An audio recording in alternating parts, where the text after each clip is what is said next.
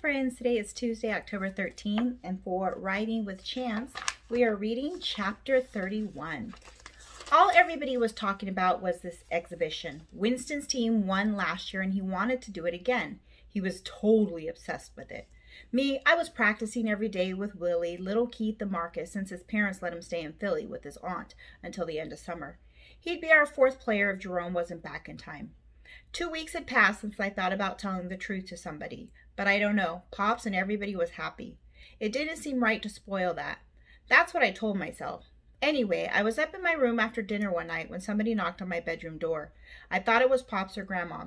"It's open," I yelled. I didn't get up off the bed because I thought one of them would stick their head in. It was Foster. We always used to get together at his house. I don't remember how that got started. It just was.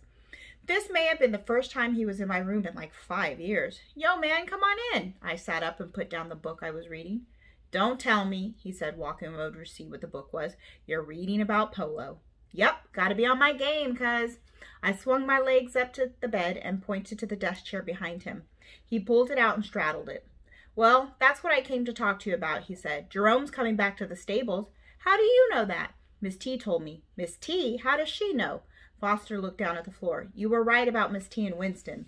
"What?" I fell back on my bed. "Yep," he said. "He calls her every night and he's taking her out this weekend." "Where? Where are they going?" "I don't know why, but I wanted to know where Winston hung out."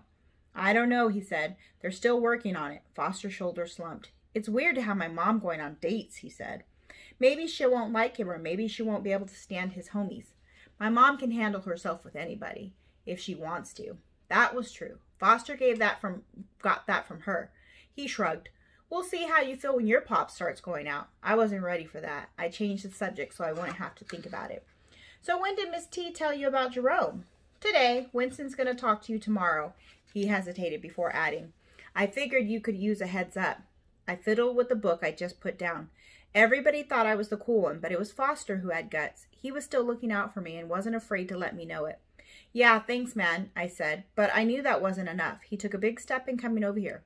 "Thanks for watching my back. No horse can do that." "What?" he said. "Chance can't do everything?" "I'm not saying all that." I held up my hands, "but, you know, we go way back. Nothing's going to change that." I didn't say anything else for a minute because I didn't want to get all sloppy, but I knew I had to tell him what really happened at Alicia's party. "Jerome may still be mad about the party," I said. "Then he should be mad at the girl with the big shoes." "No, he shouldn't," I said. "I'm the one who tripped him." Foster's mouth fell open. "For real?" he said. I nodded. "He made me mad when he started laughing at me in front of everybody." "Nobody could tell you did it," he said. "It was too dark." "I know, but Jerome felt it." "What are you going to do?" he asked. "I'm going to watch him like a mug. What do you think?" "I mean, besides that," he thought for a few minutes, "nobody thinks we talk anymore. Maybe I can wear a recorder and catch him saying something bad about you." My boy always was into the detective stuff. He had all these ideas about putting cameras in the tack room and even in the horse stalls. The thing is, he didn't put me on the spot about not telling him about all this before. I guess he missed as much as I missed him. He was just more honest about it. We talked about Jerome until there wasn't anything else to say. That's when I asked him about his girlfriend.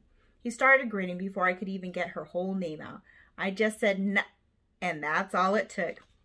Turns out he did go to her crib. Turns out her people were nice. Turns out she was his girl. We talked about that until it was almost 10 o'clock. "Yo, man," I said, "I know you're hooked up and everything, but Miss T's going to be mad if you're late." I was laying on my bed, looking straight up at the ceiling. Winston dating Miss T. I wonder if it would try to get her into horses. "Is Miss T going to start riding?" "I don't know," he said. "Probably. She likes to try new things." I lifted my head and arched my eyebrows at Foster. "Better watch out, man. Before you know it, you're going to be getting a horse for Christmas." Foster had one hand on the doorknob, but he stopped and flicked dirt off his sleeve. He looked at his wrist like he was checking his watch.